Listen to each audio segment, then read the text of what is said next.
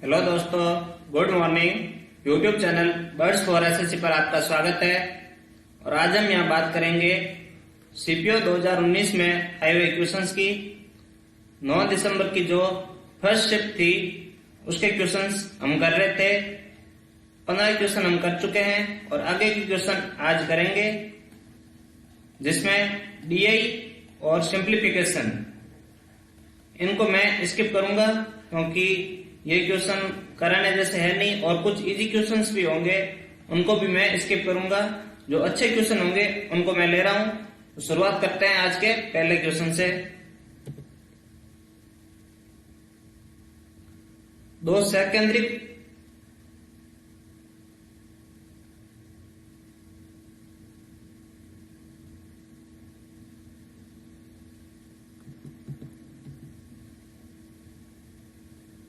दो सकेंद्रिक वृत्तों में से बड़े वृत्त की एक जीवा की लंबाई 10 सेंटीमीटर है और यह छोटे वृत्त पर स्पर्श रेखा है। दोनों वृत्तों के बीच कुंडलाकार भाग का क्षेत्रफल क्या है? दोस्तों, क्वेश्चन में बोला गया है कि कोई भी दो सर्किल है और जो क्या है, इनका सेंटर क्या है, एक ही है। कॉन्सेंट्रिक सर्किल है वो दोस्तों। मान लो एक सर्किल तो ये है और एक बार ये सर्किल है। ये दोनों क्या है, इन दोनों का सेंटर एक है, दोनों क्या है, सेकेंडरी है, कॉन्सेंट्रिक है। जिसमें बड़े वृत्त की एक जीवा जिसकी लंबाई 10 सेंटीमीटर, छोटे वृत्त पर स्पर्श रेखा है। छोटे वृत्त पर क्या दोस्तों, स्पर्श रेखा है और इसकी लंबाई दे रखी है हमको 10।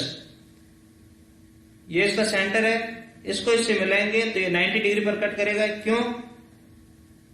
क्योंकि केंद्र से स्पर्श रेखा हमेशा 90 डिग्री का कोण बनाती है। त्रिज्या हमेशा स्पर्श रेखा के साथ 90 डिग्री का कोण बनाती है। और जब त्रिज्या जीवा पर लंब डालती है तो वो हमेशा जीवा को दो भागों में डिवाइड करती है। इसका मतलब ये 5 हो गई।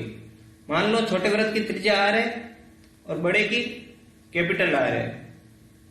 तो इस ट्राइंगल में अगर हम पाइथागोरस लगाए तो वो दोस्तों हमारे पास क्या होगी, r² माइनस r² बराबर 5 का स्क्वायर क्या हो जाएगा दोस्तों, 25।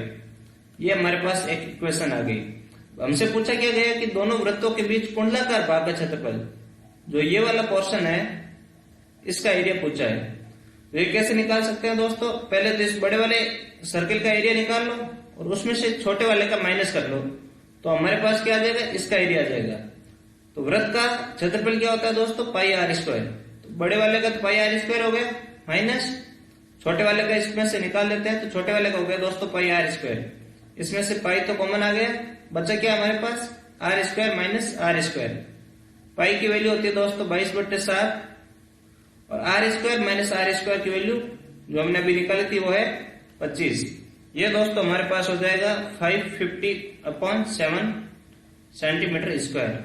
सी ऑप्शन हमारा आंसर है। उम्मीद करता हूं आपको समझ में आया होगा। अच्छा क्वेश्चन था।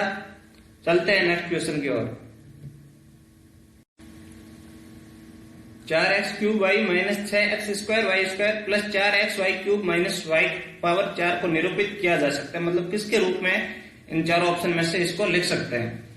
तो दोस्तों इसको एग्जाम में कैसे करना है वो अप्रोच मैं आपको बता रहा हूं। बहुत ही कम टाइम में आप इस क्वेश्चन को कैसे कर पाओगे, ध्यान देना दोस्तों। यहाँ पर x की वैल्यू क्या रख दो, आप 0 रख दो। इस क्वेश्चन में जो हमको इक्वेशन दे रखी है इसमें 0 रख दो। तो x की वैल्यू इसमें 0 रखोगे तो ये टर्म क्या हो जाएगी दोस्तों, 0 माइनस ये भी 0 प्लस ये भी 0 माइनस y की पावर 4। तो हमारे पास क्या बचा दोस्तों, माइनस y की पावर 4। अब चारों ऑप्शन में x की जगह 0 रख के देखो, जिस ऑप्शन से हमें माइनस y की पावर 4 मिल जाए वही हमारा आंसर होगा। तो ये ऑप्शन, इसमें 0 माइनस y की पावर 4, यहां से क्या आ जाएगा दोस्तों, माइनस y की पावर 4। यही हमारा आंसर है। बाकी के ऑप्शन भी हम चेक कर लेते हैं कि कहीं और ऑप्शन में नहीं आ रहा हो। 0 प्लस y की पावर 4 माइनस y की पावर 4, ये दोनों कट के ये तो 0 हो जाएगा दोस्तों। इसमें 0 प्लस y की पावर 4 माइनस 0, तो ये आया y की पावर 4। और इसमें 0 माइनस y की पावर 4 माइनस 0, यहां भी आया y की पावर 4 माइनस y की पावर 4। सिर्फ और सिर्फ ए ऑप्शन में यही हमारा आंसर होगा। यह तो था इसको एग्जाम में करने का तरीका। इसकी बेसिक अप्रोच क्या है वो मैं आपको बताने की कोशिश करता हूं, आपको समझाने की कोशिश करता हूं, ध्यान देना दोस्तों। क्वेश्चन क्या है हमारे पास, 4x³ y minus 6x² plus 4xy³ minus y⁴। अब दोस्तों इसमें से माइनस कॉमन ले लो आप। यहां से अगर माइनस कॉमन लेंगे तो यहां बचेगा माइनस का 4x³y, ये प्लस का हो जाएगा दोस्तों 6x²y², ये माइनस का हो जाएगा 4xy³, ये प्लस का हो जाएगा y⁴। ये टर्म हमारे पास बची है। अब दोस्तों इसमें क्या करना, x⁴ ऐड कर दो और x⁴ माइनस कर दो, तो ये वैसे भी कट जाएगा, 0 हो जाएगा। तो दोनों को बैलेंस करने के लिए एक बार तो ऐड किया और एक बार माइनस किया। अब ध्यान से देखो तो दोस्तों ये क्या बन रहा है हमारे पास, x प्लस वाई की पावर x माइनस y⁴ का फॉर्मूला होता है ये, माइनस x⁴ बार एक माइनस साइन है। ये क्या हो जाएगा, अगर माइनस साइन इसके अंदर आएगा तो x⁴ minus x minus y⁴। ये ऑप्शन, यही हमारा आंसर है। उम्मीद करता हूं समझ में आया होगा आपको। चलते हैं नेक्स्ट क्वेश्चन की ओर। एक बात और बतानी है मुझे, ये फॉर्मूला आपको पता कैसे चलेगा कि x माइनस y⁴ का फॉर्मूला है। इनको याद करने की मैं आपको एक तरीका बताता हूं, ध्यान देना दोस्तों, मैं आपको समझाने की कोशिश करता हूं। दोस्तों एक होता है सारस ट्रायंगल होता है, सारस ट्रायंगल होता है। वो क्या होता है दोस्तों, 1 2 1 1 3 3 1 1 4 6 4 1। ये दोस्तों एक सारस ट्रायंगल होता है। इसमें क्या होता है कि जब भी कोई भी दो टर्म हो, जैसे x प्लस वाई, इनका हमको स्क्वायर चाहिए तो कैसे करेंगे, यहां लिख दो। ये क्या है, सबसे पहले x, तो एक के साथ क्या करोगे आप, x पावर कितनी है 2, तो x⁴ से इसको गुणा कर दो, बीच में प्लस साइन, बाद में x⁴ तो घटती जाएगी और y⁴ बढ़ती जाएगी। तो x⁴ यहाँ घटेगी तो क्या हो जाएगी 1, और यहाँ पर y⁴ 0 थी तो यहाँ पर y⁴ हो जाएगी 1, प्लस x⁴ और घट जाएगी तो x⁴ 0 तो 1 ही होती है, इंटू y⁴ बढ़ जाएगी तो y⁴ हो जाएगी 2। तो ये फॉर्मूला हमारे पास क्या बन गया, x² plus 2xy plus y²। अब अगर क्यूब की बात करें, हम अगर बात करें x प्लस वाई की क्यूब, तो एक के साथ तो पावर कितनी 3 है, तो यहां पर तो गुणा हो जाएगा x³ से प्लस 3।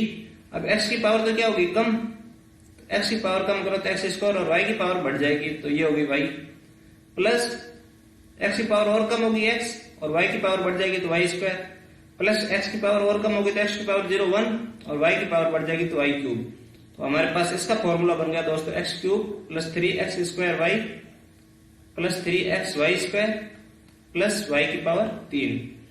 ऐसा ही हमारे पास होता है 4 के फॉर्मूले में, x प्लस y⁴ 4। तो यहाँ पर x⁴ 4 से तो इसके साथ गुणा हो जाएगा। अब एक पावर कम होगी तो x³ इंटू y, और कम होगी तो x², y⁴ बढ़ेगी तो y², प्लस और कम होगी x⁴ 1 y⁴ 3, और यहाँ पर x⁴ 0 हो जाएगी तो y⁴ 4 हो जाएगी। तो ये हमारे पास फॉर्मूला बन गया x⁴ plus 4x³ plus 6x² y² plus 4xy³ plus y⁴। ये तो किसका है, x प्लस y⁴ का। हमारे पास क्वेश्चन में क्या था, x माइनस y⁴ था, तो इसको ऐसे लिख सकते हैं कि x प्लस माइनस y⁴। तो जहां जहां y है वहां क्या रख दो आप, माइनस y। यहाँ आप माइनस y रखोगे तो यहाँ साइन चेंज हो जाएगा, यहाँ माइनस y रखने से कोई फर्क नहीं पड़ेगा क्योंकि स्क्वायर हो रहा है। यहाँ अगर आप माइनस y रखोगे तो यहाँ भी साइन चेंज हो जाएगा। तो माइनस का फॉर्मूला हमारे पास बन जाएगा x⁴ minus 4x³ y plus 6x² y² minus 4xy³ plus y⁴। उम्मीद करता हूं आपको समझ में आया होगा। अब हम नेक्स्ट क्वेश्चन की ओर चलते हैं।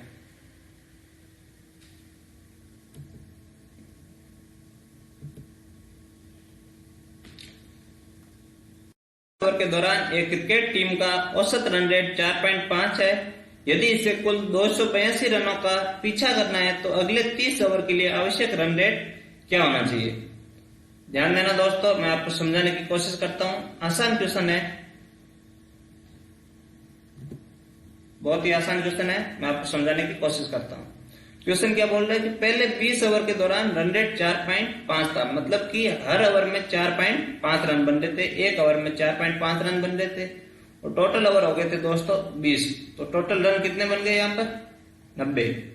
अब टारगेट कितना था टीम के पास 282 का, तो इसको अब और कितने रन बनाने हैं टीम को 282 माइनस 90, मतलब कि अब भी इसको 192 रन और बनाने हैं, और उसके पास ओवर कितने बचे 30। तो 192 रन उसको कितने 30 ओवर में बनाने हैं, तो ये हो जाएगा दोस्तों 64/10, मतलब कि पर ओवर उसको 6.4 रन बनाने होंगे, तब जाके 30 ओवर में 192 रन बनेंगे। तो रन रेट हुआ दोस्तों 6.4। उम्मीद करता हूं आपको समझ में आया होगा। कोशिश करते हैं नेक्स्ट क्वेश्चन को करने की। एक वस्तु के अंकित मूल्य पर 10% की छूट देने के बाद एक विक्रेता 5% का लाभ अर्जित करता है। यदि वस्तु का क्रय मूल्य 300 रुपए है तो वस्तु का अंकित मूल्य क्या है। दोस्तों एक फॉर्मूला होता है, एक रेशियो होता है किसका, एमपी और सीपी के बीच में। एमपी अपॉन सीपी का जो रेशियो होता है वो होता है दोस्तों 100 plus minus R upon 100 minus D. यहाँ पर आर किसको शो कर रहा है, प्रॉफिट या फिर लॉस। अगर प्रॉफिट है तो उस टाइम यहाँ पर प्लस साइन लेंगे, और लॉस है तो माइनस साइन लेंगे। यहाँ पर क्या हो रहा है दोस्तों 5% का लाभ अर्जित कर रहा है, मतलब कि प्लस साइन लेना है हमको। तो पूछा क्या, अंकित मूल्य पूछा है, एमपी हमको पता नहीं, एमपी होता है दोस्तों मार्क प्राइस, अंकित मूल्य अपॉन सीपी। सीपी हमको क्रय मूल्य दे रखा दोस्तों 300 रुपए, ये हुआ 300 is equal to 100 plus profit कितना हुआ है 5% बट्टा 100 माइनस डिस्काउंट कितना 10। तो यहां से एमपी की वैल्यू क्या आ जाएगी दोस्तों हमारे पास 300 गुणा 105 बट्टा 90। ये कट जाएगा दोस्तों, ये 3 बार 35 बार 350 रुपए इसकी मार्क प्राइस होगी दोस्तों। डी ऑप्शन इसका आंसर है। उम्मीद करता हूं आपको समझ में आया होगा। कोशिश करते हैं नेक्स्ट क्वेश्चन को करने की। निम्न का सरलीकृत मान क्या है, 1/8 x प्लस 1 का whole square minus x minus 1/y का होल स्क्वायर। आसान क्वेश्चन है दोस्तों। मैंने भी आपको एक फॉर्मूला बताया था, a प्लस बी का होल स्क्वायर होगा तो वो होता है दोस्तों a square plus 2ab plus B square. और उसी प्रकार a माइनस बी है, इसका होल स्क्वायर क्या होता है दोस्तों a square minus 2ab plus B square. और जब इन दोनों को एक दूसरे से घटा लेते हैं, पहली में से दूसरी इक्वेशन को माइनस कर लेते हैं, तो दोस्तों साइन चेंज हो जाएंगे। यहाँ पर ये कट जाएगा, ये तो घटा ही रहे हम, a स्क्वायर से a स्क्वायर कट जाएगा, 2ab और 2ab ये हो जाएगा हमारे पास 4ab माइनस, और ये प्लस ये भी कट जाएगा। तो इन दोनों को घटाने से हमारे पास क्या बन रहा है 4ab। तो दोस्तों यही बात इसमें देखो आप कि x को मान लो a और 1/y को मान लो b, तो a प्लस b का होल स्क्वायर, यही चीज बन रही है। x को मान लो a और 1/y को मान लो b, तो a माइनस b का होल स्क्वायर। और इन दोनों को क्या कर रहे हैं माइनस, इन दोनों को माइनस करने पर हमारे पास क्या बन रहा है दोस्तों 4ab। 1/8 तो बाहर था ही, इंटू 4ab, 1/8 इंटू 4, एक किसको माना था हमने दोस्तों x को, तो a की जगह आ जाएगा x, इंटू b की जगह 1/y। ये यहां हमारे पास दोस्तों आंसर आ जाएगा x/2y। डी ऑप्शन यही हमारा सही आंसर है। उम्मीद करता हूं आपको समझ में आया होगा। चलते हैं नेक्स्ट क्वेश्चन की ओर। एक पहिए का व्यास 84 सेंटीमीटर है तो पहिया 16 चक्कर में कितनी दूर जाएगा। दोस्तों पहिए का व्यास दे रखा है, डायमीटर दे रखा है हमको 84 सेंटीमीटर, तो इसकी रेडियस क्या हो जाएगी 42 सेंटीमीटर। और क्वेश्चन में हमसे पूछा गया कि 16 चक्कर में कितनी दूर जाएगा। कोई भी दोस्तों अगर एक पहिया होता है तो एक चक्कर में अपनी परिधि के बराबर डिस्टेंस कवर करता है, मतलब कि एक चक्कर में वो डिस्टेंस कवर करता है दोस्तों 2πr। और यहाँ बात कितने 16 चक्कर की हो रही है, तो 16 चक्कर में दोस्तों डिस्टेंस करेगा 16 into 2πr। 16 into 2 into pi की जगह दोस्तों 22/7, और r की वैल्यू हमारे पास है 42। ये दोस्तों गया हमारे पास कितनी बार कटा है, 6 बार। ये हो गया 32 इंटू 132। अब देखो इसका यूनिट डिजिट अगर हम चेक करें तो 2 इंटू 2 यूनिट डिजिट इसका आएगा 4। और इसके अपॉन में मीटर में पूछा, ये तो क्या हमारे सेंटीमीटर में आया, तो मीटर में क्या हो जाएगा, इसमें 100 का भाग दे दो। और जब इसका यूनिट डिजिट देखेंगे तो 2 इंटू 2 क्या आएगा, 4। अब अगर हम ऑप्शन पे जाए, इसका तो 8 है, इसका 2 है, इसका 4 है, इसका 8 है। इसका मतलब 100% हमारा आंसर यही होगा, सी ऑप्शन हमारा सही है, जिसका यूनिट डिजिट क्या है, 4 है। उम्मीद करता हूं आपको समझ में आया होगा। इस तरह आप क्या कैलकुलेशन बचा सकते हो, कैलकुलेशन से बच सकते हो और अपना टाइम बचा सकते हो, जो कि आप एक अच्छे क्वेश्चन में उस टाइम को दे सकते हो और उसे भी अटेम्प्ट कर सकते हो। उम्मीद करता हूं आपको मेरी बात समझ में आई होगी। चलते हैं नेक्स्ट क्वेश्चन की ओर। यदि शब्द फोटोग्राफ की को पीएच की जगह एफ से लिखा जाए, अगर पीएच की जगह एफ से लिखा जाए तो अक्षरों की संख्या में प्रतिशत कमी क्या होगी। दोस्तों फोटोग्राफ है, इसमें टोटल वर्ड कितने हैं, टोटल अक्षर 2, 2 4, 2 6, 2 8 और 10। पहले टोटल अक्षर थे दोस्तों 10। अब क्वेश्चन में क्या बोला गया कि पीएच की जगह एफ लिख दो। तो अगर पीएच की जगह एफ लिख दे तो एक तो पीएच ये है और एक पीएच एंड में और है, तो इन दोनों की जगह क्या लिखेंगे, एफ एफ। नया जो हमारे पास वर्ड बनेगा वो बनेगा FOTOGRAF। इसमें टोटल हमारे पास कितने अक्षर है दोस्तों, 8। तो हमसे पूछा क्या है कि अक्षरों की संख्या में प्रतिशत कमी क्या होगी। पहले 10 थे, बाद में 8, तो कमी कितने की हुई दोस्तों, 2 की। कितने पर, 10 पर। और प्रतिशत पूछा है तो 100 से गुणा कर दो। ये हमारे पास दोस्तों आंसर आ गया 20%। ये ऑप्शन इसका सही आंसर है। उम्मीद करता हूं आपको समझ में आया होगा। चलते हैं नेक्स्ट क्वेश्चन की ओर दोस्तों। PQRS एक आयत है दोस्तों, कोई एक आयत है PQRS।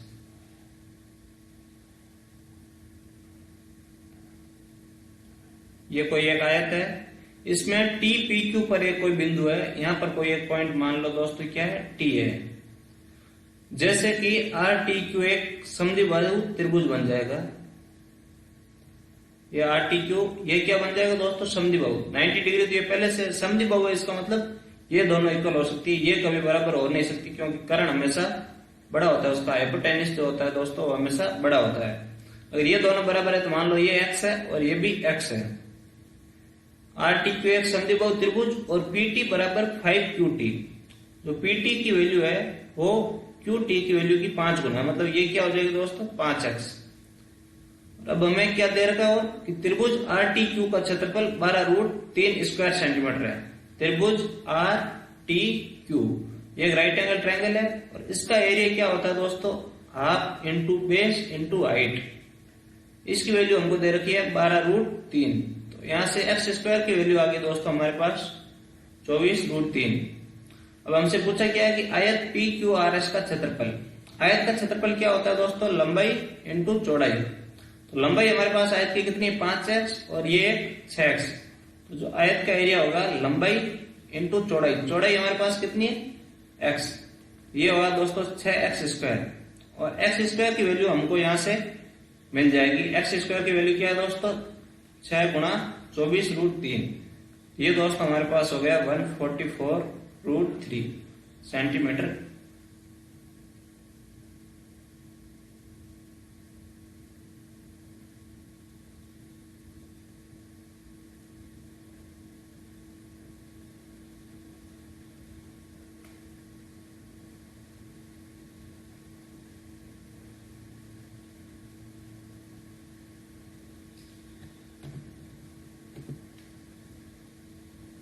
Centimetre square. D option यही हमारा सही आंसर है। उम्मीद करता हूं आपको समझ में आया होगा। चलते हैं नेक्स्ट क्वेश्चन की ओर दोस्तों।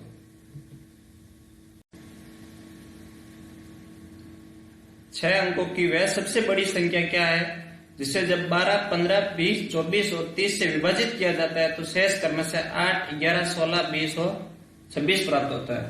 तो दोस्तों इसको करने का तरीका यह होता है कि सबसे पहले तो इन संख्याओं का क्या एलसीएम ले लो आप।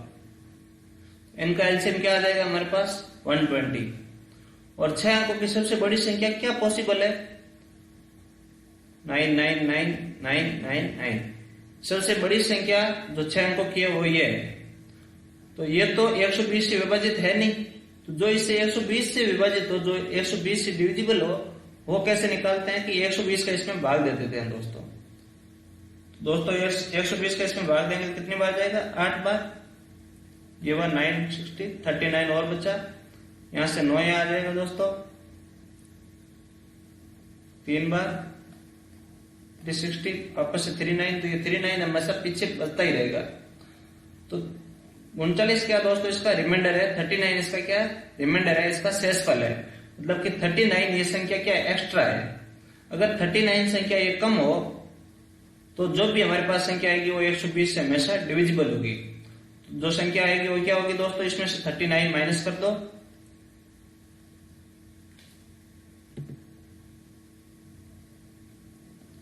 ये आ गई हमारे पास संख्या जो इनसे डिविजिबल है। पर क्वेश्चन में क्या बोला गया है कि इनसे डिविजिबल होने के बाद शेष रह जाता है 8, 11, 16, 20 और 26। तो एक बात आप क्वेश्चन में अगर ध्यान से देखोगे तो 12 से भाग देते हैं तो शेषफल कितना रहता है? 8। इनका डिफरेंस कितना है दोस्तों? 4। फिर 15 से भाग देते हैं तो शेषफल रहता है दोस्तों 11, तो इनका डिफरेंस भी क्या है? 4। 20 से भाग देते हैं तो शेषफल रहता है 16, तो इनका डिफरेंस भी क्या है? 4। हमेशा डिफरेंस सेम है। जब सेम डिफरेंस हो तो इस संख्या में से ये डिफरेंस और घटा लेते हैं। डिफरेंस घटाने पर दोस्तों जो हमारे पास संख्या आएगी वही इसका आंसर होगी। तो वो संख्या हुई दोस्तों हमारे पास 56। ये ऑप्शन यही हमारा आंसर है। उम्मीद करता हूं आपको समझ में आया होगा। चलते हैं नेक्स्ट क्वेश्चन की ओर।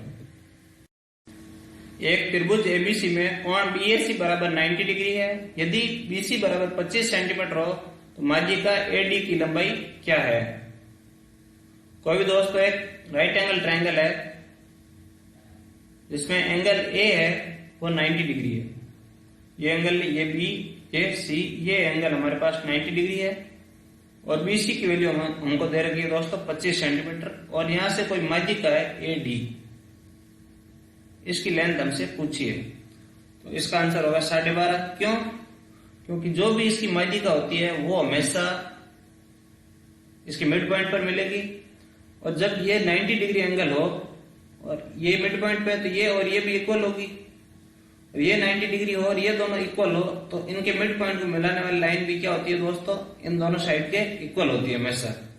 तो ये जो इसकी माध्यिका होगी इसकी वैल्यू भी हमारे पास 12.5 सेंटीमीटर आएगी, क्योंकि ये भी 12.5 है और ये भी 12.5 है।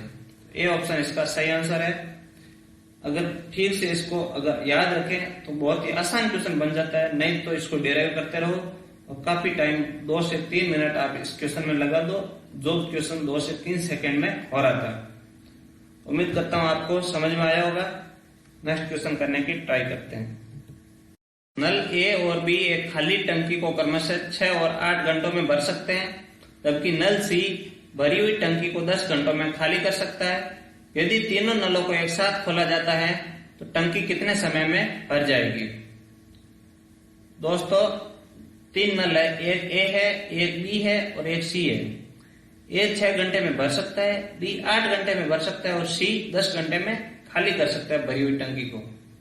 मैंने आपको पहले भी बहुत बार बता चुका हूं मैं आपको कि इनका एलसीएम लेके उसे या तो टोटल कैपेसिटी या फिर टोटल वर्क मान लो। तो दोस्तों इनका एलसीएम क्या आएगा हमारे पास? 120। मान लो कि 120 लीटर क्या है इसकी कैपेसिटी है टंकी की, और उस टंकी को भरने में ये कितने 6 घंटे ले रहा है। इसका मतलब कि हर घंटे वो कितनी भर रहा है दोस्तों? 20 लीटर उस टंकी को भर रहा है, क्योंकि बी उसे 8 घंटे में टोटल भर रहा है तो 1 घंटे में दोस्तों कितनी भरेगा? 15 लीटर। उसी प्रकार सी 10 घंटे में खाली कर रहा है, इसका मतलब 1 घंटे में 12 लीटर खाली करेगा। 12 लीटर क्या करेगा दोस्तों? खाली। अब अगर तीनों साथ में मिल जाए तो 1 घंटे में कितना काम करेंगे? ये 23 लीटर टंकी को भरेंगे। 20 लीटर ये भरेगा, 15 लीटर ये भरेगा, टोटल कितनी? 35। और 35 में से ये क्या दोस्तों? 12 लीटर खाली कर देगा, तो 23 लीटर हर घंटे टंकी भरी जाएगी। तो हमसे क्वेश्चन में क्या पूछा है कि टंकी कितने समय में भर जाएगी? टोटल टंकी की कैपेसिटी क्या है दोस्तों? 120 लीटर। 120 लीटर टंकी को भरना है और हर घंटे कितनी 23 भर रही है, तो 120/23 कितने घंटे इस टंकी को भरने में लग जाएंगे अगर तीनों एक साथ खोल दिए जाए। बी ऑप्शन इसका सही आंसर है। उम्मीद करता हूं आपको समझ में आया होगा। यदि 10 पुरुष प्रतिदिन 7 घंटे काम करते हुए किसी काम को 12 दिनों में पूरा कर सकते हैं, तो प्रतिदिन 6 घंटे काम करते हुए 14 पुरुष समान काम को कितने दिनों में पूरा कर सकते हैं। दोस्तों एक फॉर्मूला होता है MDH फॉर्मूला, जो कि टाइम एंड वर्क में काम करता है। वो ये होता है कि M1 D1 H1 E1/W1 is equal to M2 D2 H2 E2/W2। इसमें यह होता है कि M1 क्या है कि पहले पुरुषों की, महिलाओं की, व्यक्तियों की जो भी काम कर रहे हैं उनकी संख्या होता है। B1 क्या होता है कि जितने दिनों के लिए वो काम कर रहे हैं वो। H1 होता है कि वो कितने घंटे काम कर रहे हैं एक दिन में। E1 होती है उनकी एफिशिएंसी क्या है, उनको काम करने की उनकी दक्षता क्या है। और W1 होता है कि वो टोटल काम कितना कर रहे हैं। उसी प्रकार M2 D2 H2 और E2 होता है, W2 उनका काम होता है। इनमें से कोई एक चीज मिसिंग होगी और बाकी आपको सबको दे रखी होगी और वो मिसिंग चीज आपसे पूछी जाएगी। यही इस क्वेश्चन में लग रहा है कि 10 पुरुष, मतलब M1 की जगह क्या आ जाएगा दोस्तों 10 पुरुष प्रतिदिन 7 घंटे काम करते हैं। H1 की जगह क्या आ जाएगा दोस्तों 7 घंटे काम करते हैं और 12 दिन में काम को पूरा कर देते हैं। एफिशिएंसी हमको दे नहीं दे रखी है तो आप उसको छोड़ सकते हो और एक काम पूरा करते हैं। मान लिया काम किया दोस्तों W। अब वही काम प्रतिदिन 6 घंटे काम करते हैं 14 पुरुष। M की जगह तो क्या आ जाएगा 14, प्रतिदिन 6 घंटे काम कर रहे हैं और पूछ रहे हैं कि कितने दिनों में पूरा हो जाएगा, तो D मान लो दिन है और काम कौन सा वही है तो W से W तो कट जाएगा। ये बात 14 × 6 84 और 12 × 7 भी 84, तो 84 से 84 कट जाएगा। डी की वैल्यू हमारे पास आ जाएगी दोस्तों 10 दिन। डी ऑप्शन हमारा सही आंसर है। उम्मीद करता हूं आपको समझ में आया होगा। एक समबाहु त्रिभुज की प्रत्येक भुजा की लंबाई 12 सेंटीमीटर है, तो इसकी ऊंचाई क्या है। दोस्तों समबाहु त्रिभुज है कोई जिसकी तीनों साइड इक्वल होती है और प्रत्येक एंगल दोस्तों उसका 60 डिग्री का होता है और उसकी हाइट का फॉर्मूला होता है दोस्तों, उसकी हाइट है h, तो उसका फॉर्मूला होता है √3/2 × a। तो हमसे पूछा क्या इसकी ऊंचाई, इसकी हाइट पूछी है और a होती है यहाँ पर इसकी साइड, तो √3/2 × साइड कितनी है यहाँ पर 12, तो हाइट दोस्तों हमारे पास आ गई 6√3 सेंटीमीटर। सी ऑप्शन इसका सही आंसर है। बहुत ही आसान क्वेश्चन था। एसएससी में आसान क्वेश्चन भी आते हैं, आसान क्वेश्चन भी तो क्या आसान क्वेश्चन ही आते हैं। मैक्सिमम क्वेश्चन आपको आसान मिलेंगे और पिछले जो सालों में क्वेश्चन आए, प्रीवियस ईयर में जो क्वेश्चन आए वही यहाँ पर रिपीट होते हैं, वही सेम कंसेप्ट रिपीट होता है। ये आपने देख भी लिया होगा कि जो क्वेश्चन मैं अभी 2019 के करवा रहा हूँ वही क्वेश्चन 2020 में भी आए हुए थे जो मैं आपको पहले करवा चुका था। इसका मतलब कि वो क्वेश्चन क्या होते हैं दोस्तों रिपीट होते हैं, कंसेप्ट रिपीट होते हैं, आपको उसमें नया देखने को कुछ भी नहीं मिलता है। करते हैं नेक्स्ट क्वेश्चन दोस्तों। एक वस्तु को अंकित मूल्य पर क्रमशः 10%, 5% और 4% की छूट देने के बाद 9,98,496 रुपए में बेचा जाता है, तो अंकित मूल्य क्या है। ये क्या दोस्तों इसकी एसपी है, सेलिंग प्राइस है और उस पर 3 छूट दी गई है। 3 छूट क्या होती है दोस्तों, छूट पर छूट होती है दोस्तों, अलग नहीं होती। जैसे 100 रुपए पर अगर 10% और 5% की छूट दे रहा है तो वो 15% नहीं है, उससे थोड़ी कम ही है। तो आप ध्यान देना कि पहली छूट थी दोस्तों 10%, मतलब 10 से 9 होगी। 10% का मतलब होता है दोस्तों भिन्न में 1/10 छूट दे रहा है, मतलब 10 पर 1 की छूट दे रहा है वो। तो अगर 10 उसकी एमआरपी थी तो 9 उसकी क्या होगी दोस्तों सेलिंग प्राइस होगी, एसपी होगी। उसी प्रकार 5% की और छूट दे रहा है। 5% का मतलब होता है दोस्तों 1/20, मतलब 20 पर 1 छूट दे रहा है। 20 की चीज वो कितने में बेचेगा दोस्तों 19 में। उसी प्रकार 4% का मतलब होता है 1/25, 25 पर 1 की छूट दे रहा है, तो 25 की कोई भी वस्तु वो 24 में बेचेगा। ये क्या हो गया दोस्तों, इनको आपस में गुणा कर लो, तो ये तो हो गया 5000, ये गुणा करने पर दोस्तों हो गया हमारे पास 71 × 24 और इनको अगर आप गुना करोगे तो ये आ जाएगा दोस्तों 2400, 7 14, 140, 148, 2400, 2500, 4104। इनका गुणा हो गया दोस्तों 4104। ये क्या है दोस्तों, यहाँ पर सेलिंग प्राइस है, जबकि एक्चुअल में सेलिंग प्राइस क्या है 98,496 रुपए। जब 4104 किसके 98,496 के बराबर है और हमसे पूछा क्या उसका अंकित मूल्य, उसकी एमआरपी पूछी, मतलब 5000 की वैल्यू क्या होगी, तो हो जाएगी दोस्तों 98,496 बट्टा 4104 इंटू 5000। इसमें अगर भाग देंगे तो 2 बार भाग जाएगा, पहले तो 2 बार भाग जाएगा तो लगभग 1000 के आसपास कुछ बचेगा, 1000 के आसपास कुछ बचेगा। और पीछे लास्ट में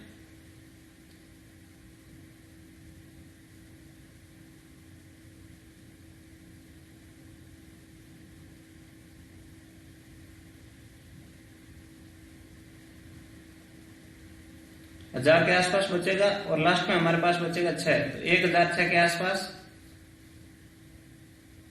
तो अब 4 का भाग जा रहा है, एंड में क्या है 6 है, तो ये सिर्फ 2 कंडीशन में पॉसिबल है, या तो भाग 9 बार जाए या फिर भाग जाए दोस्तों 4 बार। तो 9 बार तो पॉसिबल नहीं है, क्योंकि 9 बार भाग जाए तो लगभग 41,000 से कम, लगभग मान लो 36,000 के आसपास होना चाहिए, कुछ 36 या 37,000 के आसपास। जबकि यहाँ पर ऐसा कुछ नहीं है, 10,006 के आसपास कुछ होगा। तो भाग जाएगा दोस्तों कितनी बार, 4 बार। 2 से तो पहले जा चुका था, 4 बार और जाएगा, मतलब क्या 24 बार ही इसमें पूरा भाग जाएगा। 24 इंटू 5000, ये हो गया दोस्तों हमारे पास 1,20,000। ये इसकी एमआरपी है, ये इसकी एमपी है। उम्मीद करता हूं आपको समझ में आया होगा। चलते हैं नेक्स्ट क्वेश्चन की ओर। एक समलंब की 2 समानांतर भुजाएं क्रमशः 27 सेंटीमीटर और 13 सेंटीमीटर है। यदि समलंब की ऊंचाई 8 सेंटीमीटर है तो इसका क्षेत्रफल क्या होता है। दोस्तों समलंब में 2 भुजाएं क्या होती है, समानांतर होती है, और 2 भुजाएं असमांतर होती है। ये दोनों भुजाएं क्या दोस्तों, समानांतर है, और इनकी लेंथ हमको दे रखी है, ये 13 है और ये 27 है, और उनकी हाइट दे रखी है, उनके बीच की डिस्टेंस दे रखी है हमको 8 सेंटीमीटर, और हमसे इसका एरिया पूछा है। दोस्तों समलंब चतुर्भुज का जो एरिया होता है, ट्रेपेजियम का जो एरिया होता है, वो होता है 1/2 इंटू हाइट इंटू समानांतर भुजाओं का योग, इन दोनों के क्या दोस्तों सम। 1/2 हाइट हमारे पास है 8 और ये हो गया 40, 160 सेंटीमीटर स्क्वायर। ये तो क्या है कि सेंटीमीटर स्क्वायर में आया, जबकि हमसे क्वेश्चन में क्या पूछा गया कि मीटर स्क्वायर में इसका एरिया बताओ। ये तो ठीक है, ऑप्शन भी इन्होंने पॉइंट में दिए। अगर ये ऑप्शन आपके पास 160 सेंटीमीटर दे रखा होता तो आप इसको टिक लगा के आगे बढ़ जाते और आपके 2.5 नंबर चले जाते। तो हमको ध्यान रखना है कि हमसे क्या पूछा, मीटर स्क्वायर में। 1 सेंटीमीटर स्क्वायर में कितने मीटर स्क्वायर होते हैं दोस्तों, 10 की घात -4। 160 को 10 की घात -4 से गुना करेंगे तो ये हो दोस्तों हमारे पास हो जाएगा 0.016। डी ऑप्शन इसका सही आंसर है। उम्मीद करता हूं आपको समझ में आया होगा। चलते हैं नेक्स्ट क्वेश्चन की ओर। यदि थीटा की वैल्यू 0 डिग्री या उससे बराबर या फिर उससे बड़ी और 90 डिग्री के बराबर या उससे छोटी हो तो साइन 2 थीटा प्लस 50 बराबर कोस 4 थीटा प्लस 16 डिग्री की है, तो थीटा की वैल्यू हमसे पूछी गई है। दोस्तों जब भी कोई 2 एंगल साइन x बराबर कोस y हो तो इसका मतलब क्या है कि x प्लस y की वैल्यू हमेशा 90 डिग्री होगी जब ये दोनों बराबर होंगे। तो x की जगह यहां पर क्या है 2 थीटा प्लस 50 और y की जगह 4 थीटा प्लस 16 डिग्री। ये किसके बराबर होना चाहिए, 90 डिग्री के। तो 2 थीटा और 4 थीटा क्या हो जाएगा दोस्तों, 6 थीटा प्लस 66 बराबर 90 डिग्री। 6 थीटा की वैल्यू यहां से आ गई 24 और थीटा की वैल्यू आ गई दोस्तों 4 डिग्री। यही हमारा आंसर है। उम्मीद करता हूं आपको समझ में आया होगा। दोस्तों इतना ही। सीपीओ 2019 की जो 9 दिसंबर की फर्स्ट शिफ्ट थी उसके जो क्वेश्चन हमको करने चाहिए थे वो सारे कर लिए हैं। अब या तो आसान क्वेश्चन बचे हैं या फिर डीआई और सिंप्लीफिकेशन के क्वेश्चन बचे हैं, वो मैं आपको नहीं करवा रहा। अब कल से हम सेकंड शिफ्ट के क्वेश्चंस करेंगे। तो आज के लिए इतना ही। और अगर आपको आज की क्लास में कोई भी डाउट हो तो आप नीचे कमेंट सेक्शन में उसको जरूर मेंशन करें। मैं आपको उस डाउट को सॉल्व करूंगा आपके लिए, या फिर मेरे Instagram handle SSC CGL CPO इस पर आप मैसेज कर सकते हैं। वहां पर मैं आपके डाउट को सॉल्व करूंगा। मैं कोशिश करूंगा कि मैं आपको वहां पर रिप्लाई दूं। और जो आज की और कल की जो क्लास हुई थी, इसकी क्वेश्चंस की जो PDF है, अगर वो आपको चाहिए तो वो मेरे Telegram channel SSC CGL G capital CGL CHSL GD इस नाम से एक टेलीग्राम चैनल है, वो आप जरूर ज्वाइन कर ले। उस पर आपको इसकी PDF मिल जाएगी, आज वाली क्लास की भी और कल वाली क्लास की भी। मैं अभी उसको भी अपलोड कर दूंगा, दोनों को कंबाइन करके आपके लिए वो PDF अपलोड कर दूंगा। तो आज के लिए इतना ही दोस्तों। अगर क्लास पसंद आई हो तो वीडियो को लाइक जरूर करें, अपने दोस्तों के साथ शेयर करें, और अगर आप चैनल पर नए हैं तो चैनल को सब्सक्राइब जरूर कर ले दोस्तों, ताकि आपको आगे आने वाली वीडियो के नोटिफिकेशन मिल जाए और आप मेरे साथ जुड़े रहे। धन्यवाद। आपका दिन शुभ रहे।